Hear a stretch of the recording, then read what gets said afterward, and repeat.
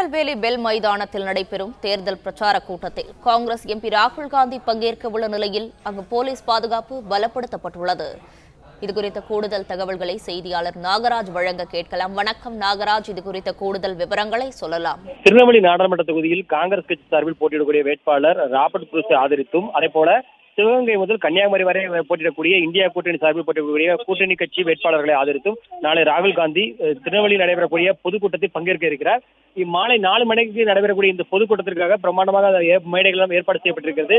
இது மாவட்ட நீதிமன்றத்துக்கு எதிரே உள்ள பெல் மைதானத்தில் இந்த ஏற்பாடுகள் செய்யப்பட்டிருக்கிறது.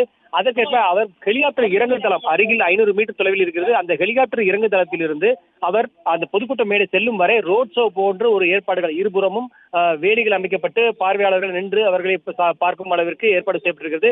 எனவே இந்த ஏற்பாட்டிற்காகவும் பொதுக்கூட்ட மேடை சுற்றிலும் சுமார் 300க்கும் மேற்பட்ட போலீசார் பாதுகாப்பு பணியில் ஈடுபட்டிருக்கிறார்கள்.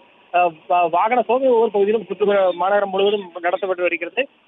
பொதுக்கூட்ட மேடை சுற்றிலும் முழுக்க பலத்த போலீஸ் பாதுகாப்பும் போடப்பட்டிருக்கிறது.